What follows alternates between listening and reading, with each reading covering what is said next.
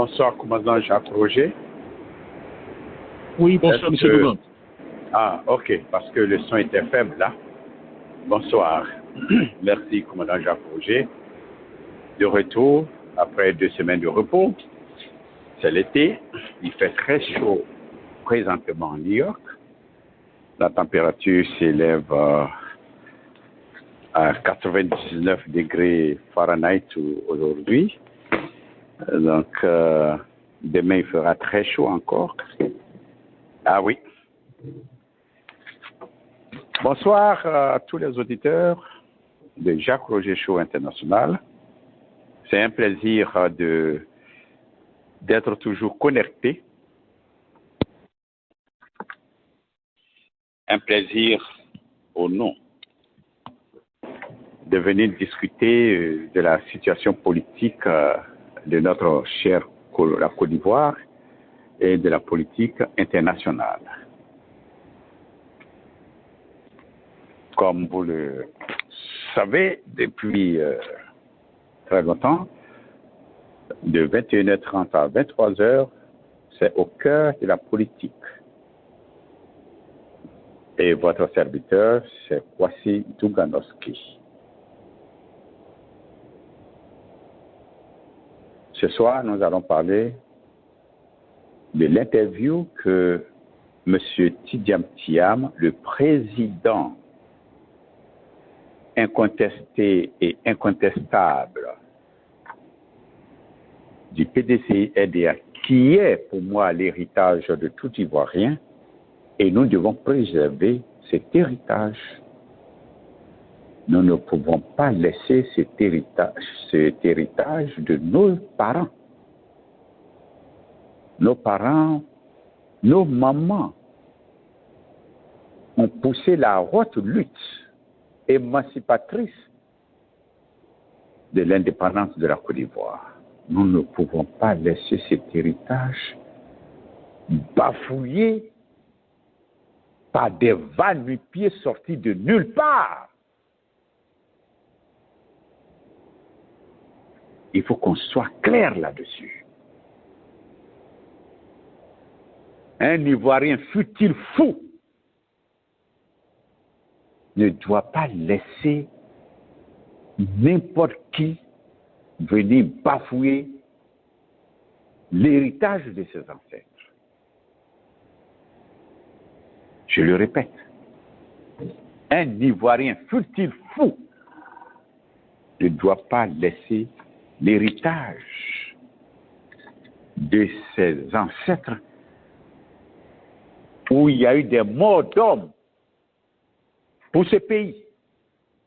Il y a des morts de femmes, de dames braves qui ont été battues par le colon. C'est ça notre héritage. Il y avait plusieurs partis politiques en Côte d'Ivoire.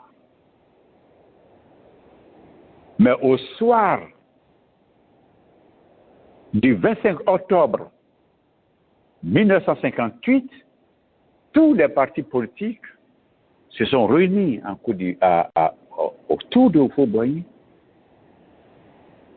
et ont soumis leur parti politique au président Houphouët-Boigny.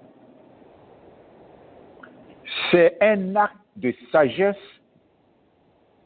c'est un acte de bravoure que de taire toutes les différences politiques et accepter d'être derrière un seul leader au Houphouët-Boigny. C'est pour cela que, aujourd'hui au PDCI, vous allez voir les enfants des grands opposants de Houphouët-Boigny qui sont aujourd'hui des chevilles ouvrières du PDCI-RDA. C'est notre héritage. Nous ne pouvons pas laisser des vauriens, des gens dénués de toute bonne moralité comme Draman et ceux qui le suivent détruisent cet héritage-là. À un moment donné, il y a eu le RHDP. Dans la foulée de 2005, il y a eu le RHDP. Mais chemin faisant, ce n'était pas un groupe politique pour faire disparaître les autres partis politiques. C'était un mouvement politique, un parti politique non idéologique où chacun venait s'exprimer. Mais Draman Ouattara, assis sur le trône par les chars, les canons, 100 000 morts du 19 septembre 2002, jusqu'à aujourd'hui, nous avons plus de 100 000 morts. Demande que le PDCI LDA disparaisse dans le RHDP. C'est une aberration et une folie indescriptible. Et je répète pour la troisième fois que même si vous êtes fou, vous ne devez pas accepter de bafouiller, de détruire l'héritage que vos ancêtres vous ont légué par la souffrance, la sueur, le sang et la mort. Je vous remercie. Monsieur Tidiane Thiam, que nous tous, nous connaissons très bien, qui a eu des enseignants qui sont vivants, des voisins de classe qui sont vivants, des promotionnels qui sont vivants. Aujourd'hui, décide de briguer la magistrature suprême de la Côte d'Ivoire dans toute sagesse et dans toute humilité. Mais qu'est-ce qu'on assiste? Qu'est-ce que nous assistons? Des gens sortis de nulle part, qui aujourd'hui au sommet de la tête au sommet de l'État de Côte d'Ivoire, sont en train de bafouiller non seulement notre identité, détruire nos terres, mais sont en train de bafouiller l'âme de la Côte d'Ivoire, l'esprit de la Côte d'Ivoire.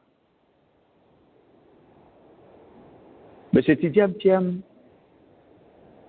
a donné une interview avant-hier à M. Foucault.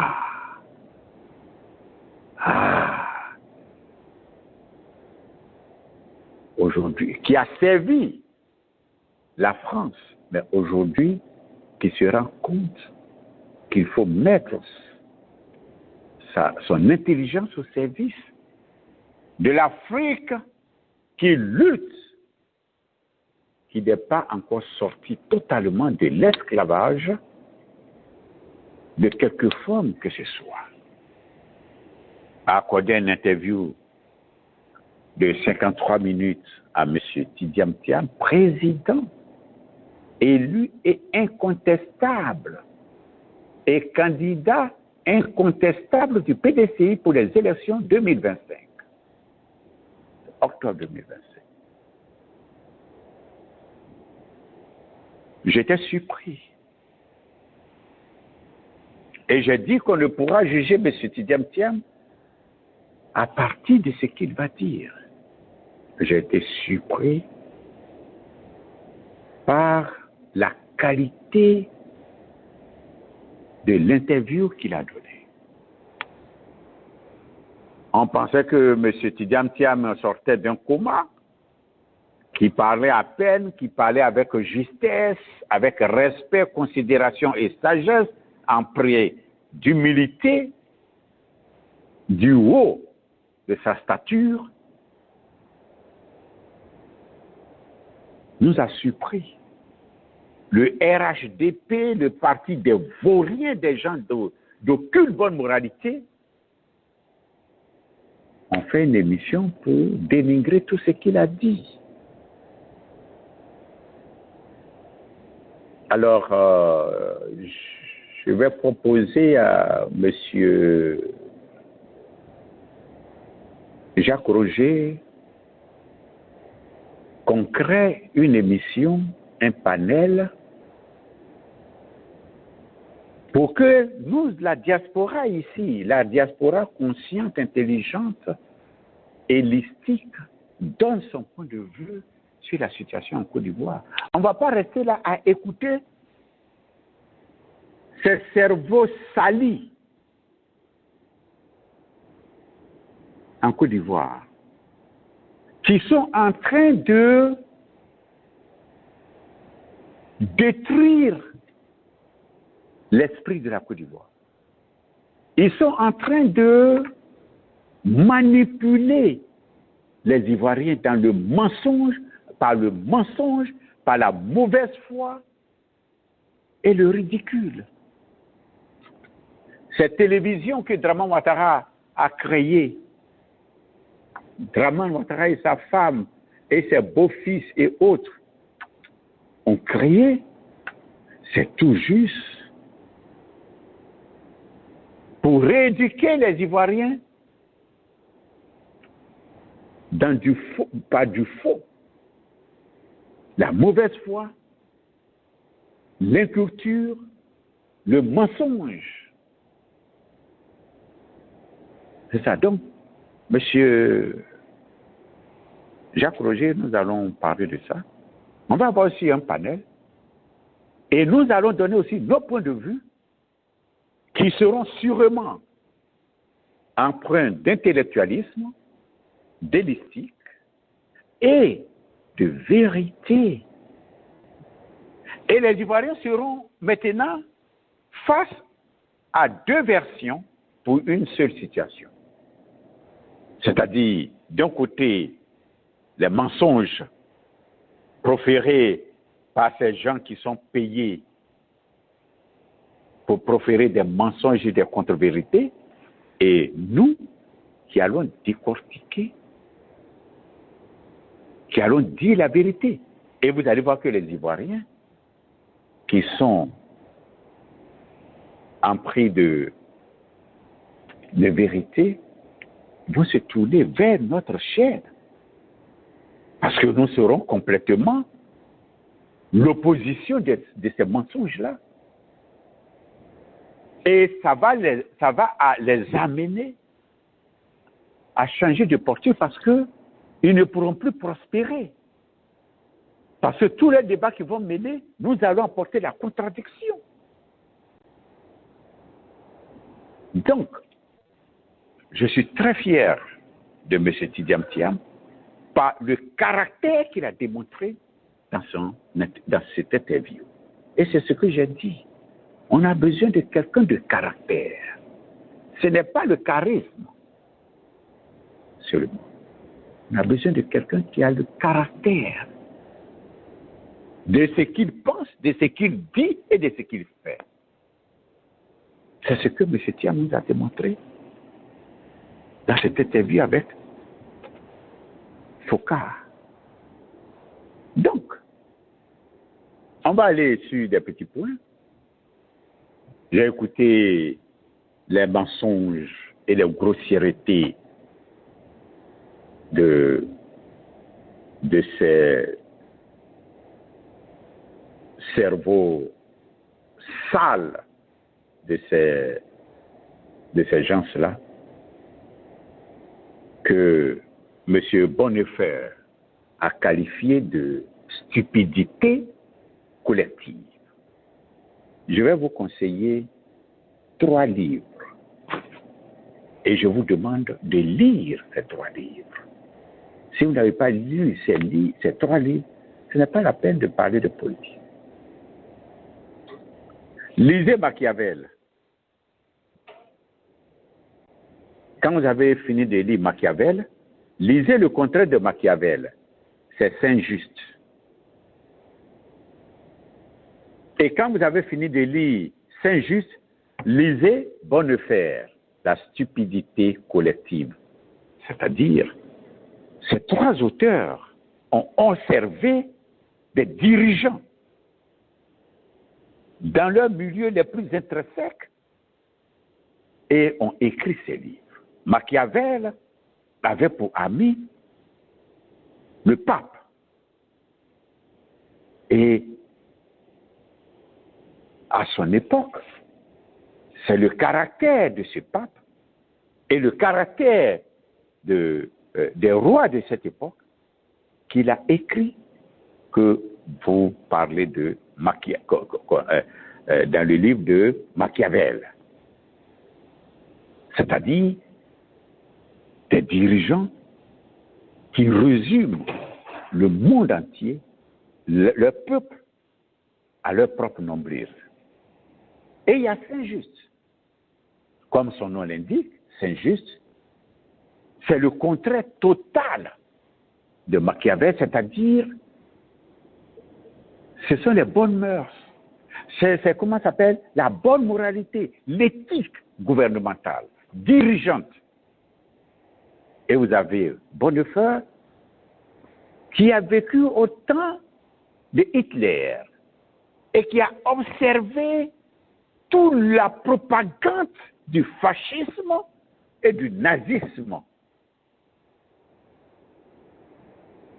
où des docteurs, des éminentes personnalités ont perdu la raison et donné des discours de mensonges, empreints de mensonges, empreints de contre-vérité et de mauvaise foi.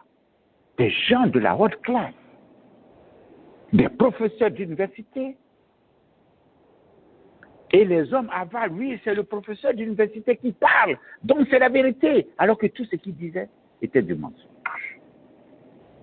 Et c'est ça, il a qualifié de cette propagande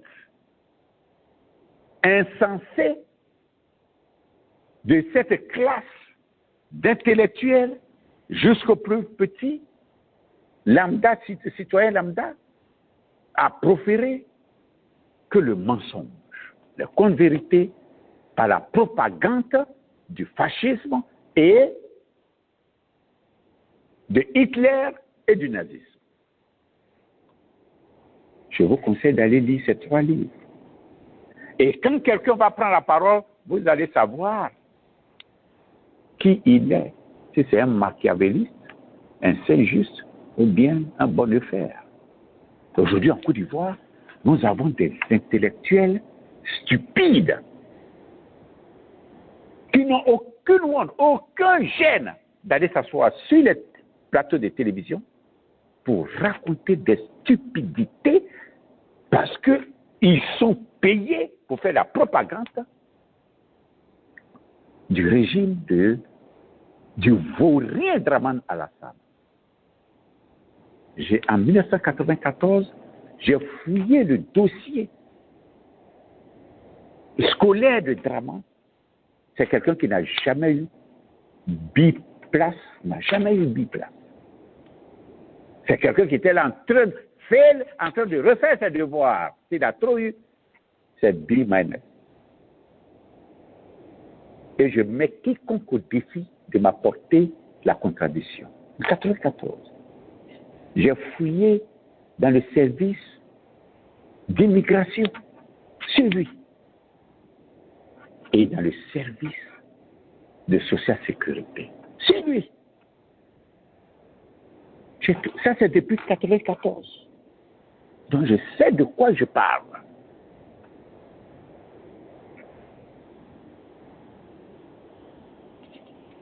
Alors, M.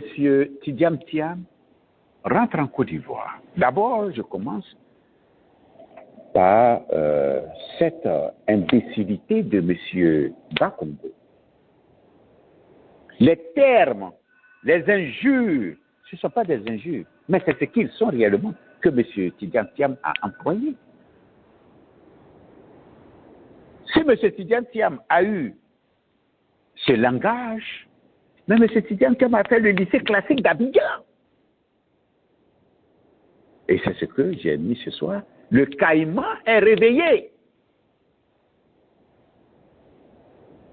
Un singe peut apprendre la grimace à un caïman. Un singe peut apprendre la grimace à un caïman. Un Ivoirien peut apprendre les injures, l'impolitesse à un ancien du lycée classique d'Abidjan. Vous pouvez enseigner, c'est vous qui allez enseigner qu'en politique, on insulte les gens à quelqu'un qui a fait le lycée classique d'Abidjan.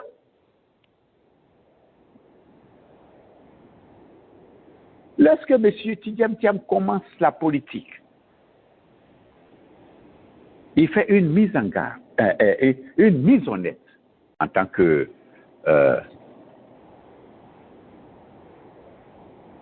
électromécanicien.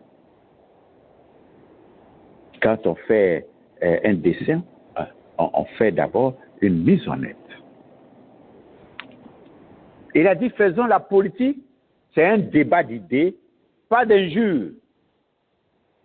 Mais qui a commencé à injurier les gens? C'est le RHDP. C'est le RHDP qui commence à insulter M. Tidiane Thiam.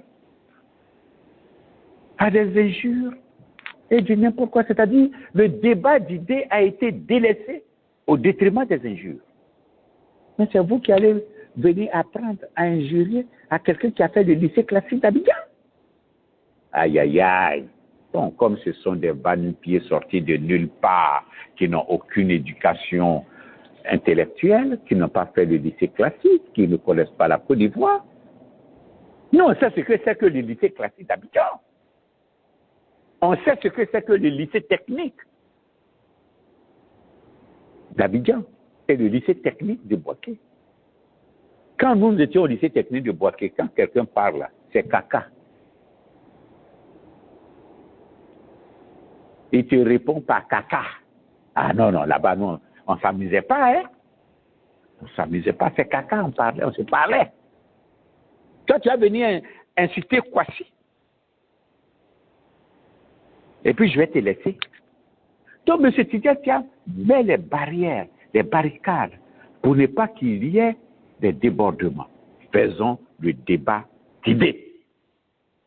Ils vont insulter, ils vont humilier l'un des rares génies que la Côte d'Ivoire a produit. C'est un génie. M. Thiam, c'est un génie. Celui qui a duré partout dans le monde entier, par les hommes les plus riches de la planète, par les institutions les plus grandes de la planète. C'est Abidjan, on va aller l'humilier, on va l'insulter, on va le rendre apatride, on va lui arracher sa nationalité. On se déplace même à Paris pour aller le traiter de zozo par une prostituée du régime qui n'a aucun niveau. Je répète, on déplace on amène le débat à Paris parce qu'il est à Paris, on va l'inciter en pleine rue à Paris, on va le traiter de zozo par une prostituée du régime actuel. Et avec Mamadou Touré qui ne connaît même pas le nom du village de son père ni de sa mère, qui va aller insulter M. Tidiane Thiam en pleine rue à Paris. Et là, j'injure M. Kouaou, vous êtes un imbécile. Parce que M. Tidiane Thiam veut être président, il veut diriger la Côte d'Ivoire. On n'a qu'à l'insulter et il ne faut pas, il va répondre. Quand même, c'est un être humain. Par-dessus tout, M. Tidiane Thiam est un être humain qui a les mêmes sentiments que tous les êtres humains. C'est du sang qui circule dans ses veines. Les gens vont l'insulter comme ça et il n'a qu'à se taire. Mais il a bien répliqué. Un cabri à coup de queue se paye par un cabri à coup de queue. Commençons par le commencement. M. Tidjane Thiam rentre en Côte d'Ivoire dans un avion privé et décide d'atterrir à Yamoussoukro, qui est un aéroport international. Le président Dramane Ouattara, le vaurien, décide que non, il ne doit pas atterrir à Yamoussoukro, mais il n'a qu'à atterrir à Abidjan. Mais mon avion privé, c'est toi qui vas dire où je dois descendre. J'ai le droit d'atterrir où je veux. Surtout à Yamoussoukro, où c'est un aéroport international, où il y a la douane, il y a la police.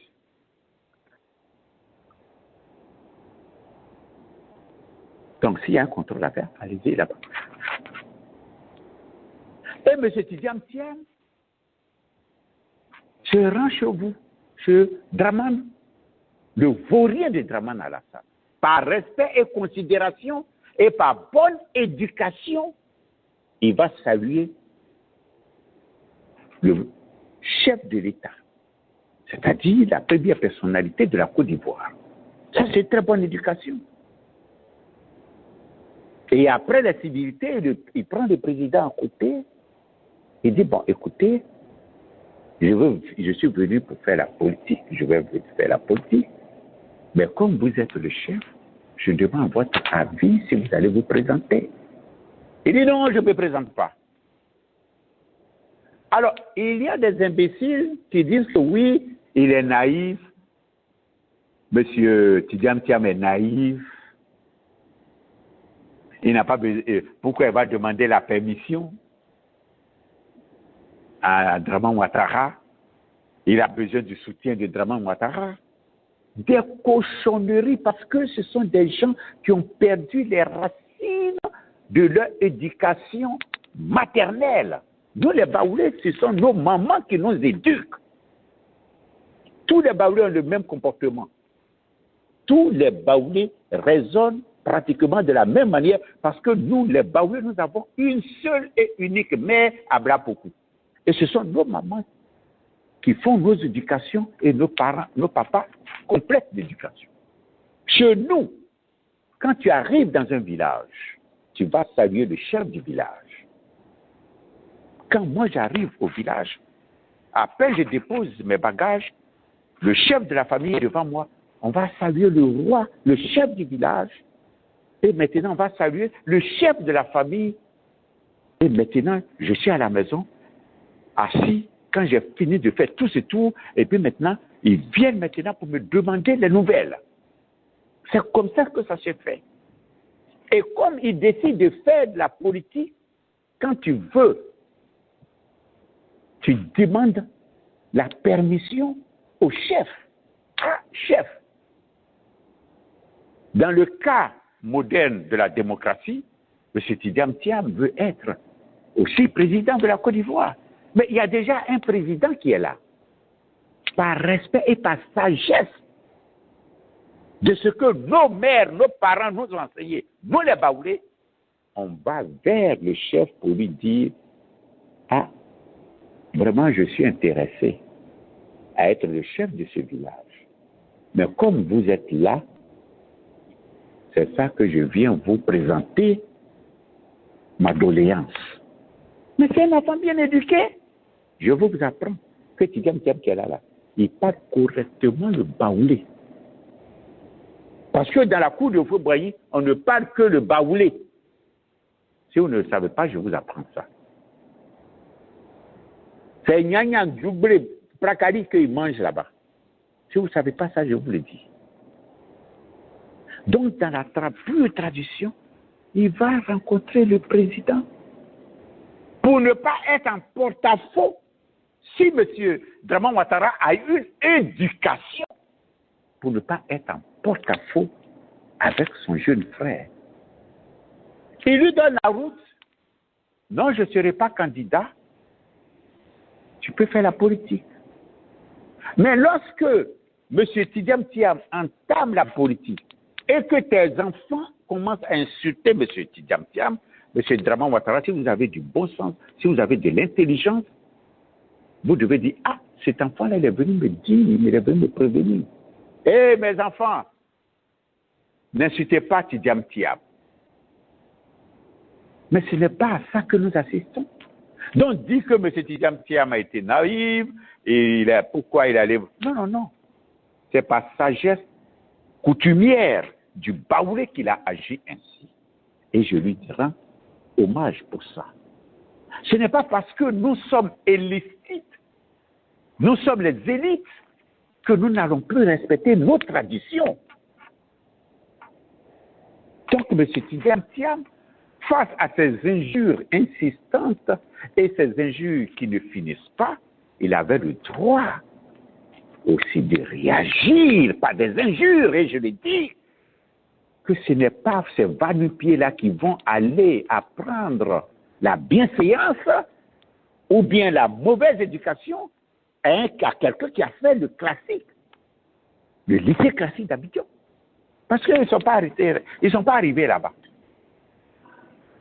Ils ne sont pas arrivés là-bas. Deuxièmement, M. Bakongo, il a dit une injure à M. Bakongo, je suis d'accord. M. Bakongo, il dit, premièrement, au premier coup de feu, il a fui le pays pour revenir 30 ans après. M. Bakongo, qui a tiré ce coup de feu? Ce coup de feu-là, qui a tiré? C'est Draman Ouattara. C'est Draman Ouattara qui est parti voir les chefs d'État, les rois, les sultans musulmans pour leur dire que Gbagbo, en Côte d'Ivoire, on est en train de massacrer les musulmans.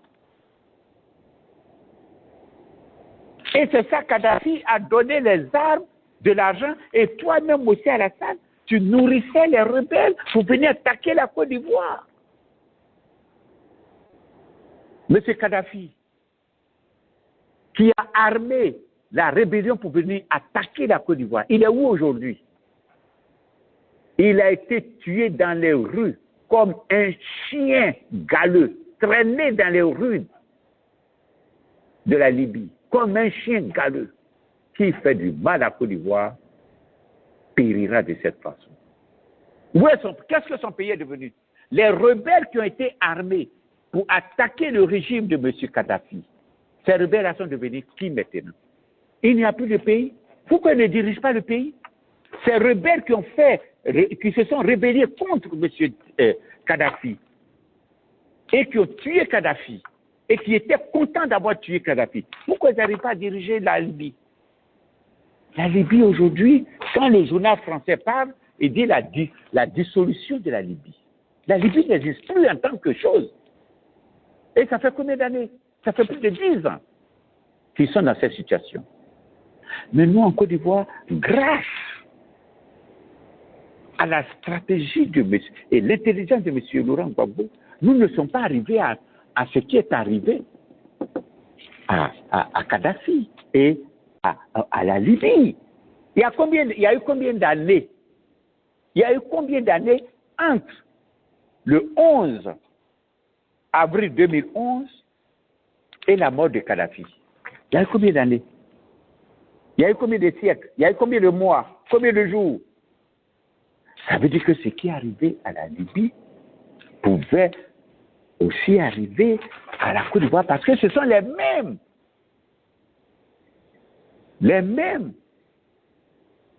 qui ont fait la guerre en Côte d'Ivoire, ce sont les mêmes qui ont financé aussi les terroristes, qui sont allés faire la guerre aussi en Libye. Il faut se méfier de la Côte d'Ivoire.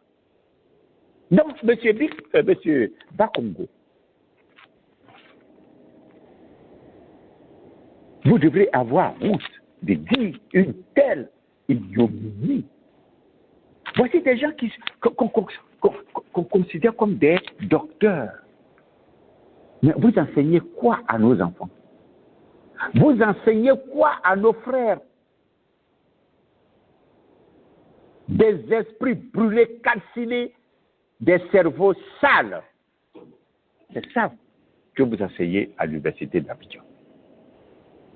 Et c'est ceux-là qui vont venir parler, et puis nous, on va accepter. Ah non, quand même. Mais l'éducation l'éducation n'a plus de valeur en Côte d'Ivoire. Et il va vous dire, Tidiam Thiam, il n'est pas des nôtres, il ne vient pas du Nord. Ce n'est pas un vrai musulman. Il ne porte pas boubou. Mais ça, c'est de la bassesse. Pour un docteur en droit, c'est de la bassesse. Conseiller du président de la République de Côte d'Ivoire, mais c'est de la bassesse. Donc, M. Tidiam Thiam a le droit de le recadrer, même avec des injures. Inapproprié comme il veut. Il y a un couillon là qui dit oui, Tidiam Thiam, c'est comme un éléphant dans un champ de porcelaine. Mais il est fou, ce monsieur.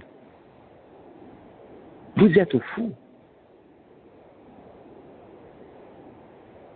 M. Tidiam Thiam a décortiqué la politique.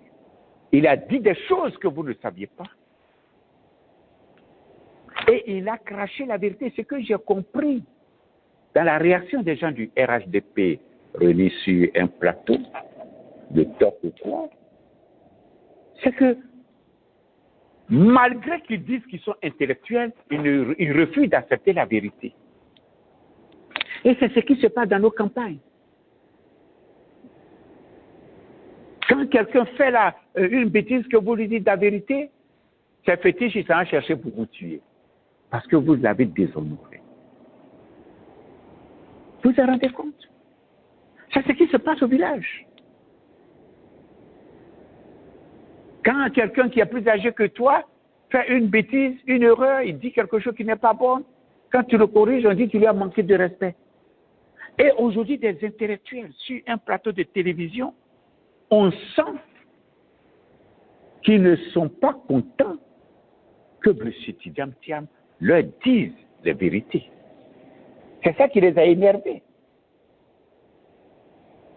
C'est ça qui les a énervés. La déconstruction de M. Draman Alassane. M. Tidiam Thiam a déconstruit Draman Alassane. Draman Alassane, partout où il se passait. Il a travaillé au FMI. Il a supervisé la crise asiatique. Il a travaillé comme chercheur à la BCAO. Il a été vice-gouverneur de la BCAO. Il a été gouverneur de la BCAO. Mais ça, M. Alassane ne s'est jamais manqué de dire cela. Mais aujourd'hui, nous avons quelqu'un, c'est ce que je dis toujours. M. Draman et comment s'appelle, Tidiam Thiam, on les mêmes parcours. Je ne parle pas de fonction de ce qu'a fait, c'est-à-dire dans la mondialisation. Mais M. Thiam est allé plus loin. M. Thiam est arrivé au point où M. Draman Alassane n'est jamais arrivé. Où Thiam est arrivé, Draman Ouattara ne peut pas défaire les lacets des chaussures de Tidiam Thiam. Et puis, Alassane, tu as travaillé combien d'années au FMI? Les programmes d'ajustement structurel ont commencé à être appliqués en Afrique en 1980. Quel en est le résultat? Zéro. Tous ces pays qui sont passés par les programmes d'ajustement structurel sont aujourd'hui devenus PPTE. Ah oui! Donc, vous ne pouvez pas vous pavaner dans le monde de jouir de l'audience du FMI qui n'est même pas capable de résoudre un problème économique dans un pays. Parce que quand le FMI vous donne de l'argent, vous endette et vous donne une application à suivre. Mais tout a été zéro. Aujourd'hui, tout est zéro, tout est avéré zéro. Ce sont des fonctionnaires inqualifiés. Et M. Bédier a eu raison de dire que ce sont des petits commis. Toute votre stratégie économique pour résoudre crise par-ci, par-là, s'avère zéro. Tous les programmes d'ajustement structurel sont tombés dans les PPTE. C'est tout. C'est différent du parcours de M. Tidiane Thiam qui le dit, c'est un CEO.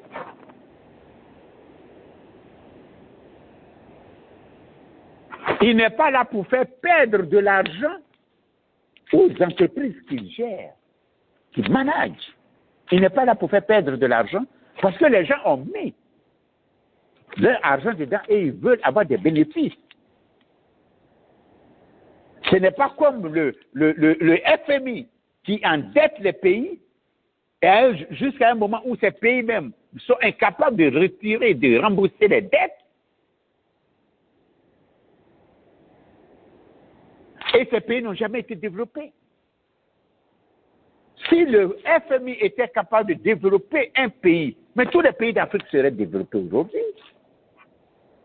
Si les dettes que le FMI octroyait aux pays d'Afrique pouvaient développer ces pays, mais tous les pays d'Afrique seraient aujourd'hui développés. Vous êtes des minables fonctionnaires au FMI. Des minables fonctionnaires au FMI. Vous ne connaissez rien. Parce qu'il n'y a pas de fait probant que vous allez venir nous dire que grâce à l'argent du FMI, ce pays a été développé. Montrez-moi un seul. Grâce au programme d'ajustement du FMI, ce pays a été développé. Montrez-moi un seul. Grâce au PPTE, ce pays a été développé. Montrez-moi un seul.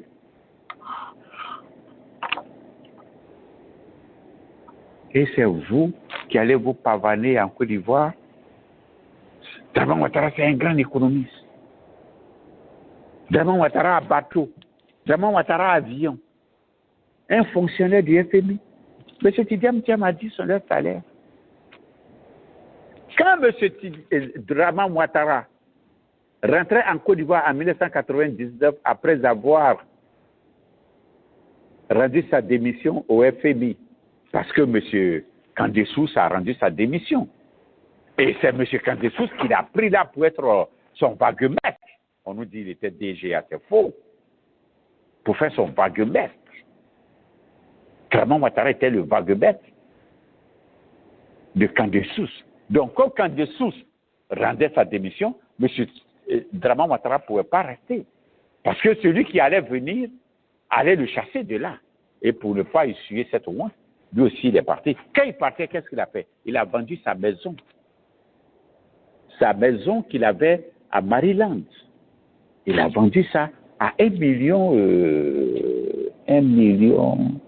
et quelques poussières. En 1999, c'était une affaire de 600 millions de francs CFA à 1 million. Ça, nous avons les preuves.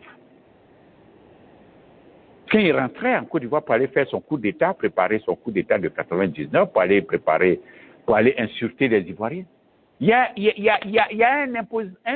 a-t-il un opposant en Côte d'Ivoire qui a plus insulté la Côte d'Ivoire plus que Draman Ouattara? Et pourtant, il aspirait à être président de la Côte d'Ivoire. C'est lui qui insultait Konan Bédié.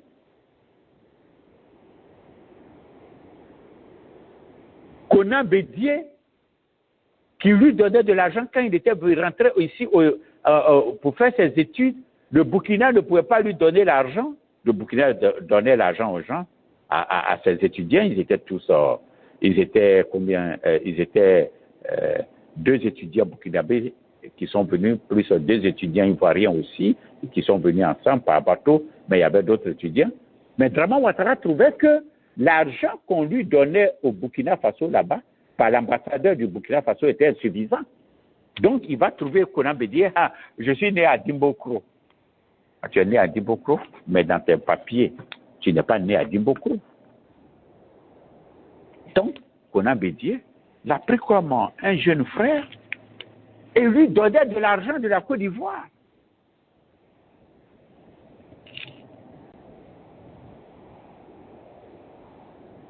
Vous voyez ça?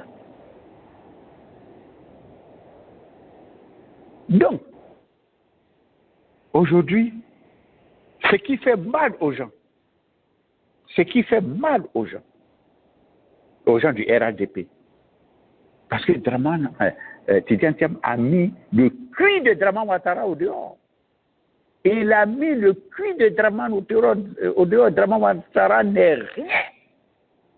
Ça fait combien de mois je dis que Dramane Ouattara est un vaurien? J'ai fait une émission ici où j'ai dit Dramane Ouattara le vaurien au sens propre du mot, qui veut dire quelqu'un qui est dénué de toute valeur morale. Mais quand vous avez écouté mon émission et que vous écoutez M. Tidjane Thiam dans cette interview, vous réalisez que M. Dramane Ouattara, c'est de la pourriture morale. C'est de la pourriture morale, Dramane.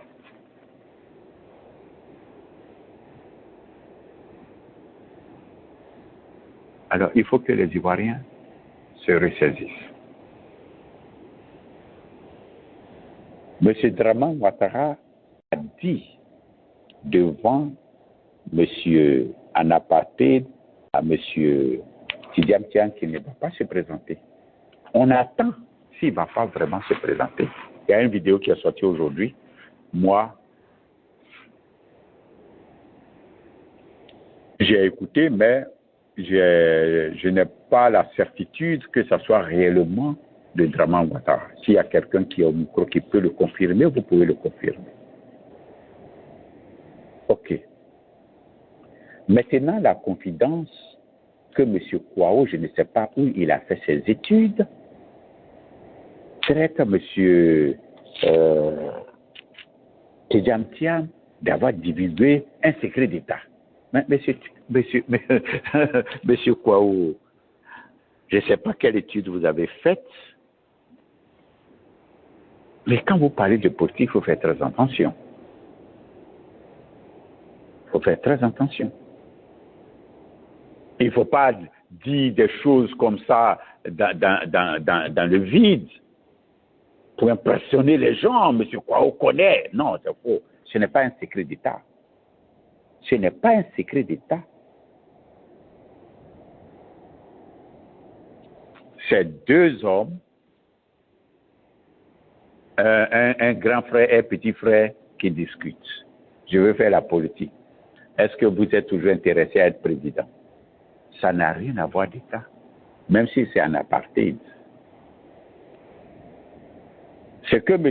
Dramane Ouattara, la réponse qu'il lui a donnée que non, je ne serai pas candidat, ne met pas en péril l'État de Côte d'Ivoire.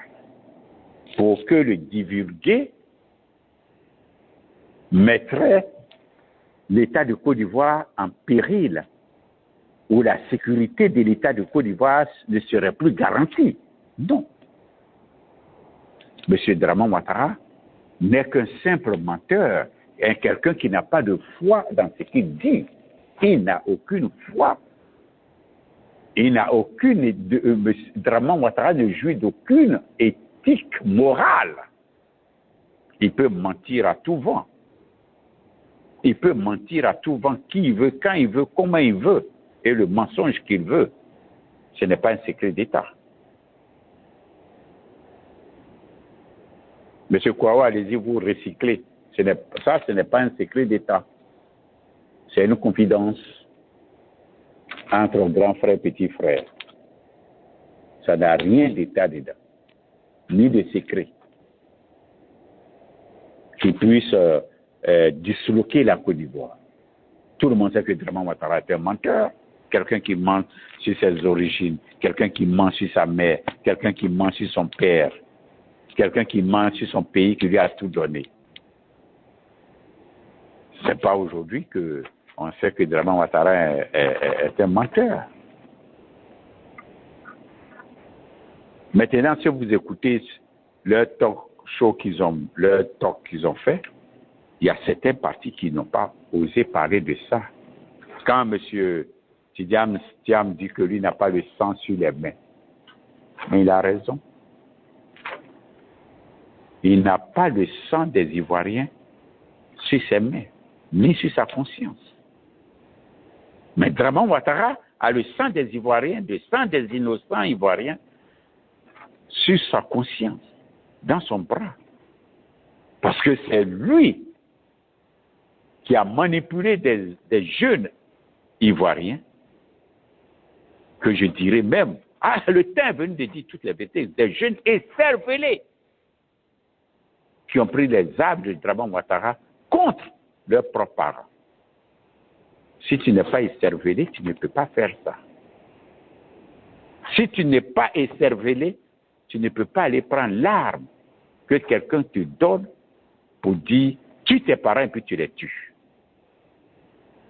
Il n'y a que les écervelés seulement qui peuvent agir de cette manière.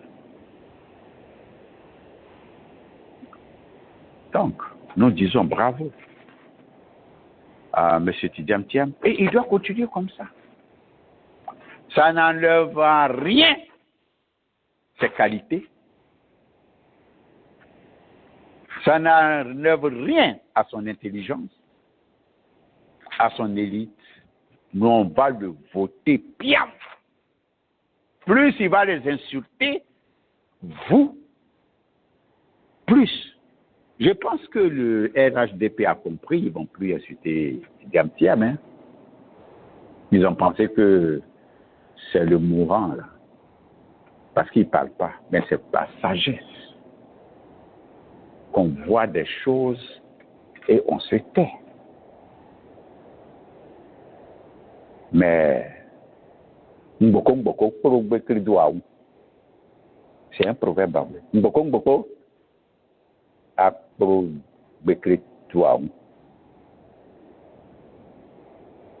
Et chez nous aussi, Nani a créé les mains a fait faveur Tchakoto, non. Ce n'est pas parce que le crapaud n'a pas de dents que tu as le mettre dans ton caleçon. Parce que M. Thiam est venu tout calme, il parle posément. On a oublié qu'il a fait le lycée classique d'Abidjan. C'était des enfants teigneux. C'était des enfants intellectuels qui bossaient pour avoir leurs notes. Au lycée classique à leur époque, là, tu as 12 de moyenne, 13 de moyenne, mais tu es calé. Tu es calé. Non. Donc, le discours que Draman Ouattara vient, j'espère que ce n'est pas lui qui a fait ça. Parce qu'aujourd'hui, avec la technologie AI, on peut faire tout. On peut faire mentir quelqu'un, on peut faire dire du mensonge et la vérité à quelqu'un alors que ce n'est pas vrai. Draman Ouattara ne peut pas venir se lever et nous dire que lui, il est candidat. Tu as dit à Thiam que tu ne seras pas candidat. Tu ne peux pas venir. Et tu as dit que tu allais transférer à la jeunesse. Mais où est cette jeunesse-là? Draman Ouattara, tu ne vas pas venir nous démontrer encore ta mauvaise foi. Tu ne vas pas venir nous démontrer encore que tu es un homme sans morale. Tu ne vas pas venir encore nous démontrer que tu es un homme sans éthique. Et que tu vas venir te présenter encore pour un 4e mandat. Je ne le pense pas. Mais, tout compte fait, tu en tireras les conséquences de ta 4e candidature. Un point, un trait. Je vais finir sur M. Awa Domelo. Et puis, vous aurez la parole pour les 30 dernières minutes. Aujourd'hui, le PPACI est secoué par l'agissement de M. Awa Domelo. D'abord, sa lettre qu'il a écrite. Je ne parle pas du contenu. Dès que la forme est mauvaise, dès que le vase est mal potelé, on s'en fout de l'eau qui est à l'intérieur. La forme même est mauvaise. Tu es un cadre du parti. Si tu as des suggestions à faire, tu approches des autres cadres du parti et tu leur fais la suggestion. Ah, voici telle situation, est-ce qu'on ne peut pas embrasser ça? Est-ce qu'on ne peut pas opter pour cette voie, pour cet avenue? Est-ce qu'on ne peut pas faire ça pour ce boulevard? Est-ce qu'on ne peut pas tenter ça? Et puis vous discutez entre vous, les cadres du parti. Maintenant, si tu veux rencontrer le président, tu n'as pas besoin d'envoyer une lettre au président. Tu as Dombele. Demande une audience au président. Le président Gbagbo va te recevoir. Et vous allez parler tête à tête. Tu vas le faire la proposition. Ah, président, grand frère, voici ta situation. Est-ce qu'on ne peut pas opter ceci, cela? Parce que ce que vous ne savez pas, c'est le RHDP qui a créé les plans, qui a mis dans les têtes des opposants qui peuvent opter pour d'autres plans, plan B. C'est le RHDP. Mais pourquoi ils font ça? Ils font ça pour que, oui, ok, au PDCI, bon, comment, monsieur Tidjane Thiam, ceci, cela. Donc, ce serait une bonne chose qu'on ait un plan B. Oh, au PDC, au FPI, au COGEP, au PPACI, oui.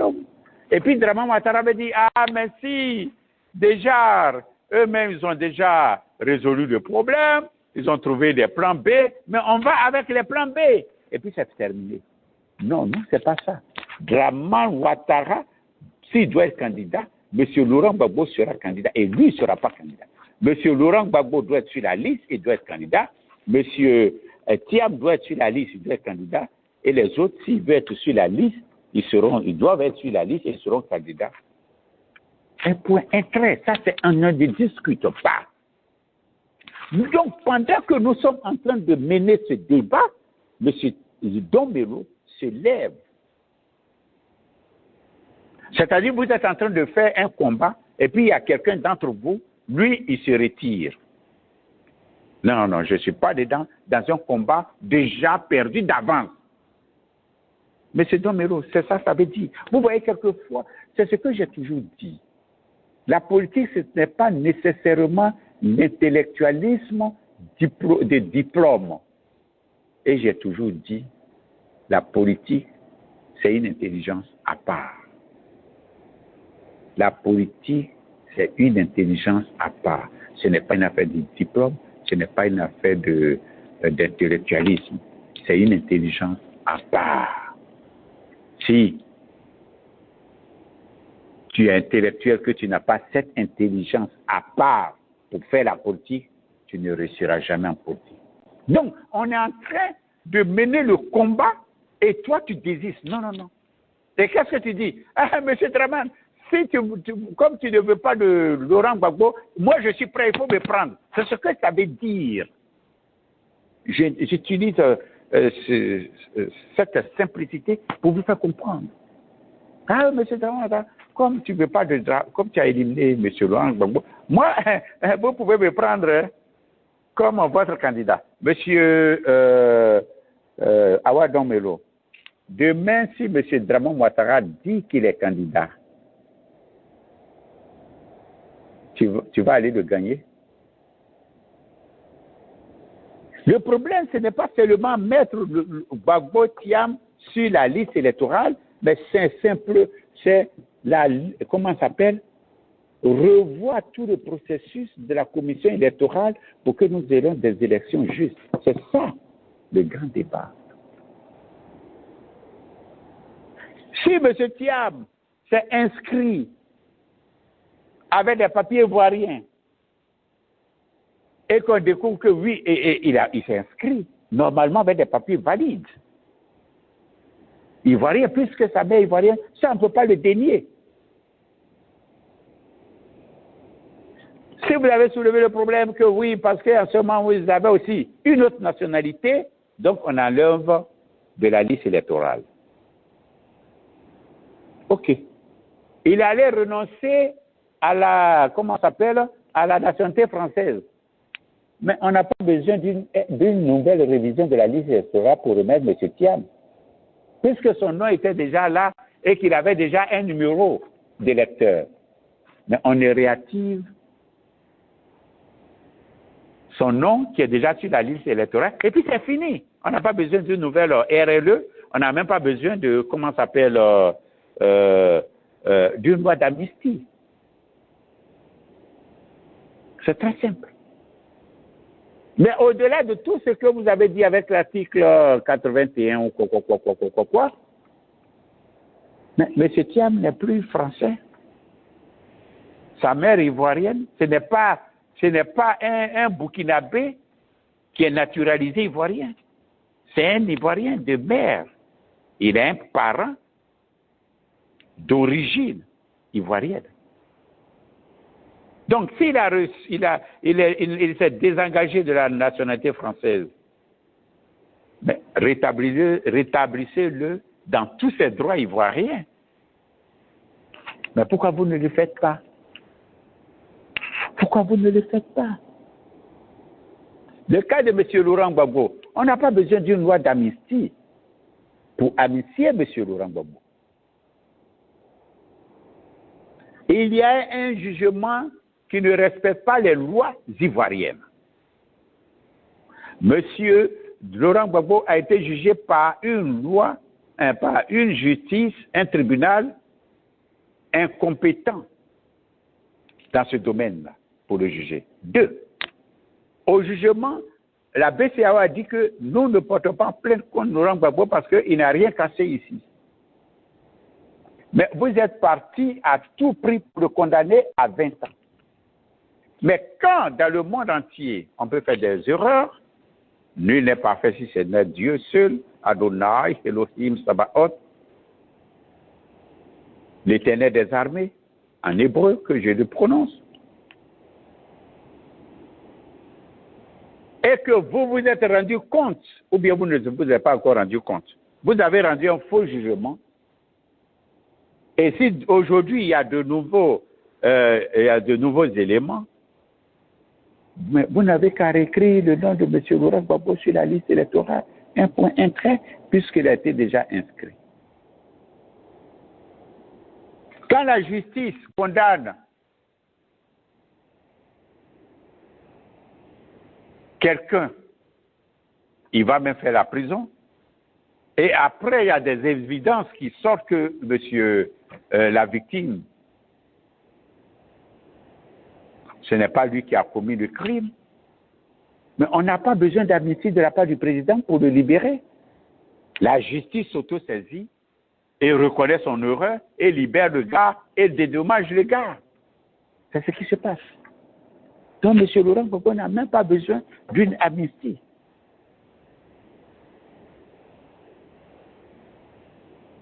Donc, les erreurs, ce n'est même pas cette justice, ce tribunal qui devait juger M. Laurent Gbagbo. Un, et de deux, ce n'est même pas, comment ça s'appelle, il n'y a même pas de plainte contre Laurent Gbagbo.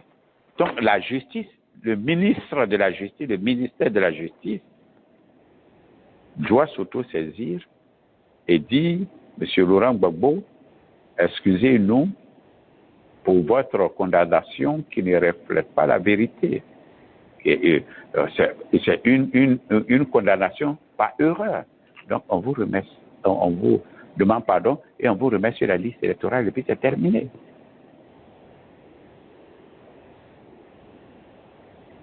Alors, le micro est ouvert pour ceux qui veulent intervenir. Vous pouvez, comment ça s'appelle, ouvrir vos micros et puis appeler 5 étoiles et on va vous donner la parole. Je vous remercie pour votre fidélité à Jacques Roger Show International. On nous fait jacasser pour rien parce que ce sont des intrus qui dirigent la Côte d'Ivoire, des vauriens qui dirigent la Côte d'Ivoire avec des stupides qui font la propagande de ce régime pour avoir de l'argent pour manger, pour avoir des promotions. Ça veut dire qu'en Côte d'Ivoire, l'éducation n'a aucun sens. Si je dois aller à l'école, avoir des grands diplômes et de me comporter comme un stupide pour que j'ai une promotion, pour qu'on me donne des pécules, mais l'éducation en Côte d'Ivoire n'a aucun sens. L'éducation scolaire en Côte d'Ivoire n'a aucun sens. On n'a pas besoin d'aller à l'école. On n'a pas besoin de s'asseoir sur les bancs pendant 15 ans, 20 ans pour avoir des diplômes, des agrégations, pour aller commander un poste. Il y a quelqu'un qui veut intervenir, il n'y a pas de problème. Oui, je suis là, Kwasi Douga. Allez-y, monsieur Agueil, allez-y. Le temps que je respire un peu. Nous étions là ce soir et nous avons écouté le super menteur ouvrir sa bouche pour dire que il a réfléchi en bonne conscience, en toute conscience. Est-ce que vous êtes sûr, est-ce qu'il y a des preuves qui nous disent qu'effectivement c'est Draman qui a fait cette vidéo-là? Est-ce que vous avez des preuves? Bon, puisque nous avons visualisé cette vidéo et nous avons vu que NCI a même fait un débat sur sa candidature. Donc, le NCI a fait un débat sur cette vidéo, sur la candidature présentée dans cette vidéo-là. Yep. Ok, allez-y alors.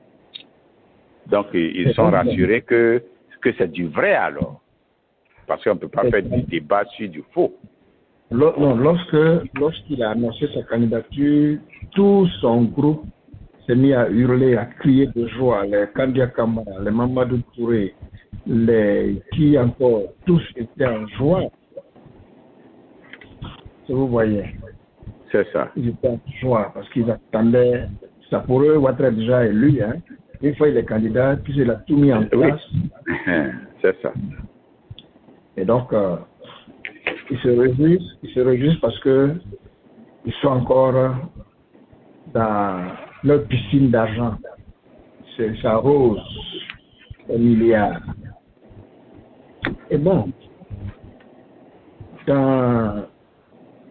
plus ou moins nous attendions à cela. Hein. Seulement, nous avions cru que Ouattara avait une conscience de ce qu'on appelle un État qui a une constitution et qu'il faut respecter la constitution. Son quatrième mandat vient encore de violer une énième fois notre constitution. Est-ce que nous allons l'accepter? Bon, on verra les jours suivants ce qui va arriver. Puisque Jean Babo doit parler ce jour-ci. Chose grave, ils ont interdit la marche du 2. C'est-à-dire que ces gens sont dans une logique de faire encore du mal aux Ivoiriens, les tuer. Et donc, nous sommes tous parce que la Côte d'Ivoire est encore partie pour un autre cycle de violence. C'est dommage, mais voilà là où nous nous retrouvons aujourd'hui avec l'avènement de Draman Ouattara. Ouattara n'est pas prêt à partir. Tout ce qu'il a fait croire, oui, j'ai désigné quelqu'un qui va prendre la relève, un jeune qui est mort après, par cas de oui,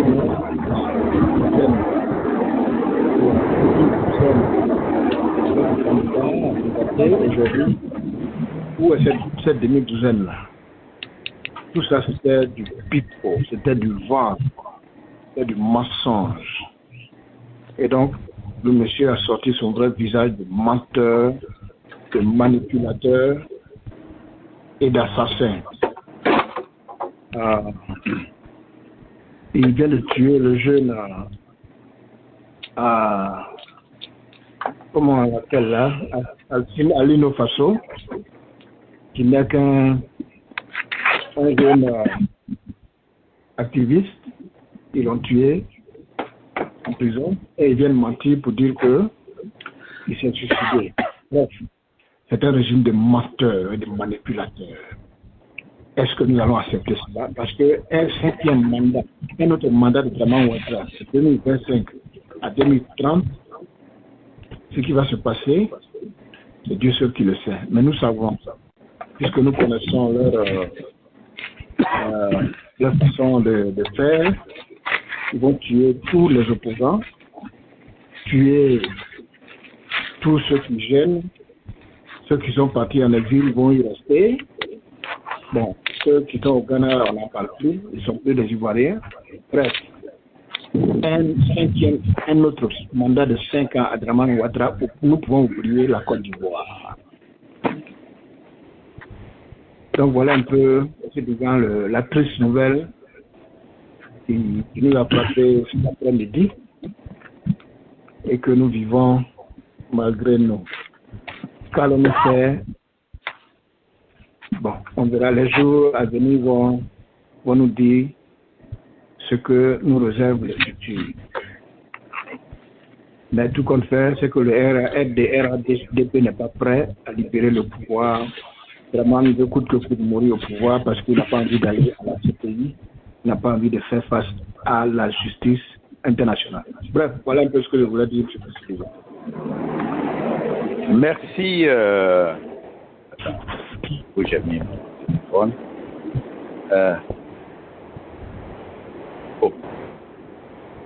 Merci, monsieur Adjei, merci. Quelqu'un d'autre veut intervenir?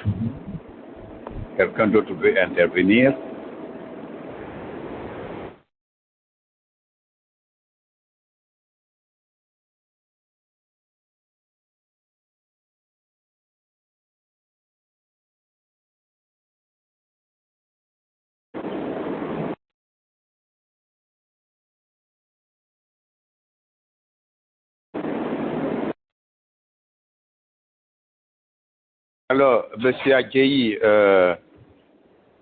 par rapport à ce que monsieur Thiam a dit, par rapport à tout ce qu'il a dit, quelle est votre opinion sur l'interview qui lui a été accordée par Alain Foucault? Bon, on a écouté l'interview, c'est là que nous étions en route en provenance de New York. Nous avons écouté l'interview. Bon, j'ai vu Thiam un peu en colère. Il s'est, disons, dégonflé, je voudrais dire. Lui aussi, il fait... Je pense pas qu'il était en colère, il était agacé. Il était agacé par du pied là. Donc il fallait qu'il leur crache là-dessus et la vérité. C'est un peu ça. C'est un peu ça. C'est le mot agacé qui m'a échappé. Donc en fait, c'était ça. Il se sent vraiment agacé. Et il avait même envie de vomir parce que il n'a jamais vu ça. Quelqu'un qui est ivoirien, qu'on traite comme ça, et pourtant ceux qui le traitent comme ça ne sont ni ivoiriens, ils n'ont aucune affinité avec la Côte d'Ivoire, les Ivoiriens, ils sont venus comme ça, comme des cheveux sur la soupe, ils sont en train de s'enrichir, et c'est eux qui traitent les autres de non-ivoiriens. Et pourtant eux-mêmes, quand on fouille dans leur valise, c'est rien que du mensonge. Ouattara qui a combien de nationalités, qui n'a jamais produit un décret de renonciation à une de ses nationalités, c'est lui qui se porte candidat en rayant tous les autres de la liste électorale. Si les Ivoiriens veulent accepter ça, ça c'est leur problème. Mais Ouattara quand même n'est pas un dieu.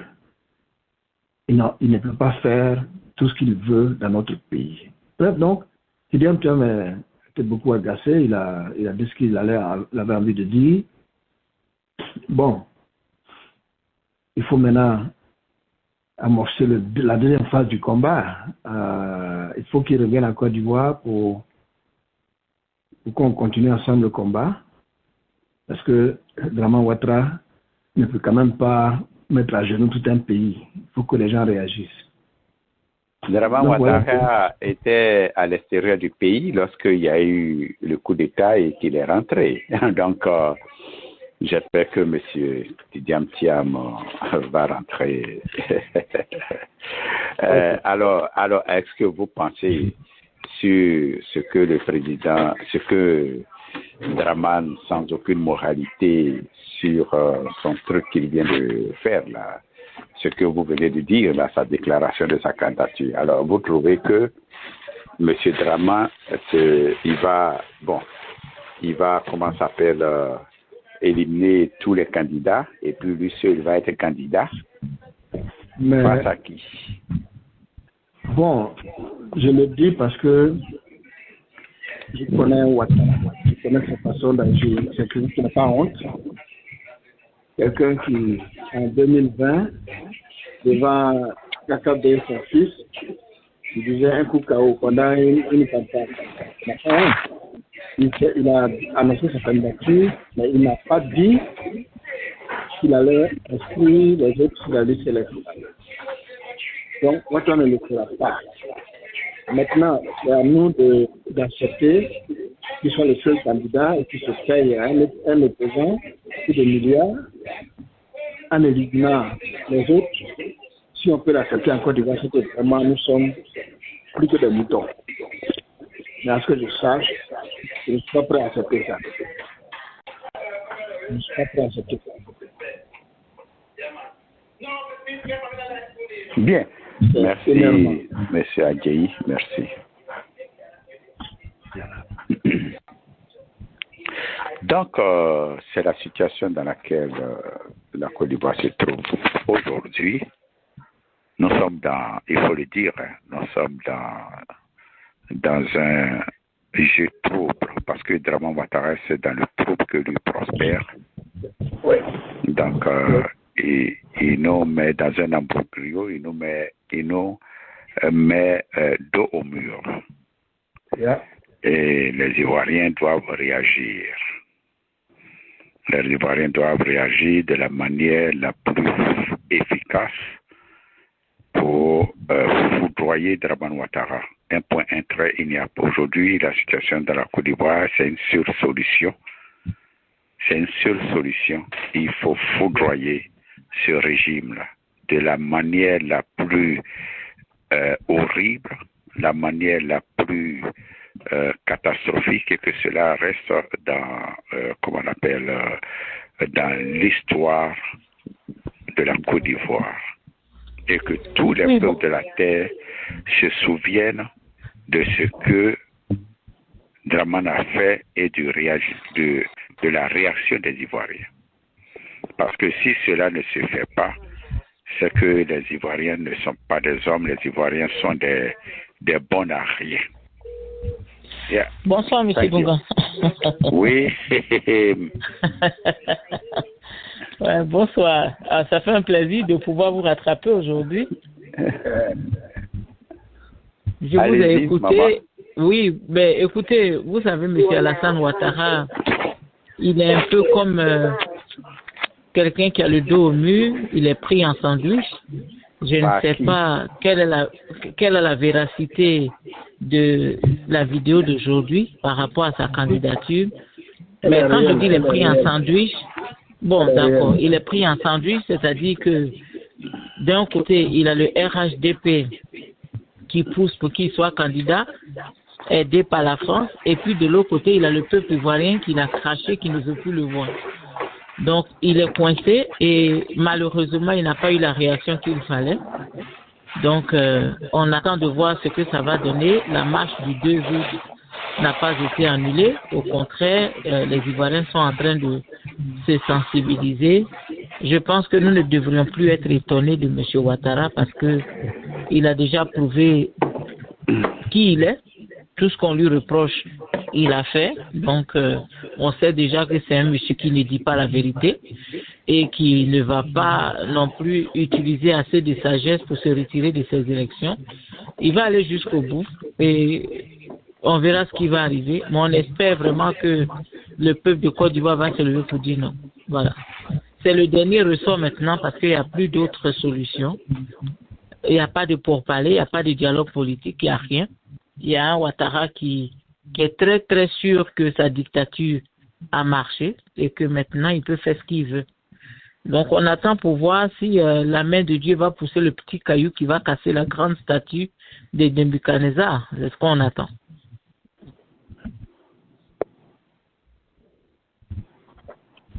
Merci, maman Sister Sarah. Alors, si moi je mets des doutes sur cette vidéo qui vient de sortir, sur la présentation de sa candidature, parce que le cadre, d'habitude, ça se fait au palais présidentiel, et même si c'est à la maison que ça se fait, comme on le voit, au moins on doit mettre le drapeau de la Côte d'Ivoire à côté. Et généralement, ce discours est prononcé, est publié sur, comment ça s'appelle, la RTI, la télévision nationale. Mais nous constatons que ça a été, comment ça s'appelle, projeté directement sur les réseaux sociaux. Est-ce que cette vidéo est passée? Est-ce que cette vidéo est passée à la télévision nationale? Vous savez, M. Dougan, quel que soit le cas, c'est de la propagande. On est carrément dans une démarche de propagande de la part du RHDP. Quand Laurent Gbagbo est le président de son parti politique et qui déclare sa candidature, est-ce qu'on a besoin de faire une conférence de presse particulière pour présenter? Et c'est là où le RHDP a toujours raté le coach, c'est-à-dire ils mélangent leur parti au pouvoir de Côte d'Ivoire. Ouattara, en voulant prononcer sa candidature, ne doit pas même utiliser les venues de comment on appelle ça, des médias nationaux, parce que ça c'est pour le peuple. Il devrait annoncer sa candidature au siège de son parti en tant que président de son parti, à moins que je ne me trompe, mais je crois que ça devrait être la voie normale. Mais comme au pays, ils font n'importe quoi là-bas, donc M. Ouattara vient parler de sa candidature, s'il a vraiment fait, et il parle comme s'il était le président de la Côte d'Ivoire. Non, il est le candidat du RHDP. Donc, il devrait aller faire son annonce peut-être au siège du RHDP, même pas utiliser le drapeau de Côte d'Ivoire encore, M. Dunga. Parce que ici, dans ce cas-ci, ce n'est pas une déclaration qui concerne le pays. Ce n'est pas un state of the nation, comme on dit. C'est une affaire de son parti, on s'en fout de ce qu'il va dire là-bas. Qu'il aille se trouver dans son siège avec tous ses militants autour de lui, il annonce, il crie partout, et puis les journaux font le relais. Je pense qu'on accorde un peu trop d'importance à cette candidature de Ouattara, qui en fait n'en vaut pas le coup, quoi. Vraiment, on n'a pas besoin de mobiliser toute la Côte d'Ivoire parce qu'on veut entendre ce que Ouattara va dire. On sait que la montagne n'allait accoucher que d'une souris. Donc c'est une perte de temps, c'est encore le même gaspillage des ressources du pays pour un président qui pense que quand il fait cette déclaration, il l'a fait pour le pays. Non, il l'a fait pour son parti, il est candidat d'un parti et ça devrait être souligné par tout le monde. Ce n'est pas adéquat, c'est mal fait. Merci, maman Sarah, merci. Ce que vous avez dit, c'est juste, mais comme nous sommes dans un État, et il a toujours fait sa déclaration à la veille de l'indépendance de la Côte d'Ivoire, avec quand même un discours consistant, un discours long, mais aujourd'hui, là, c'est-à-dire que c'est tout juste, comment ça s'appelle, un discours d'annonciation de sa candidature.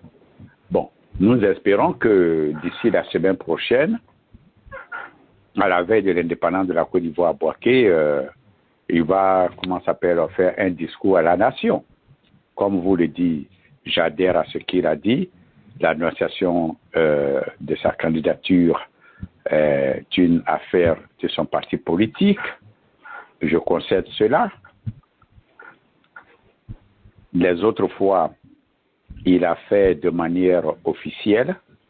Cette fois-ci, c'est de manière officieuse. Donc, nous attendons le discours à la nation du 6 août, le discours à la nation, ou bien le 7 août, selon le programme de sa santé. C'est ce discours-là que nous attendons. Donc, merci beaucoup, Maman Sarah. Merci, M. Adjei. Merci à commandant Jacques Roger. Il faudrait qu'on pense à ça. Il faut qu'on ait un panel aussi pour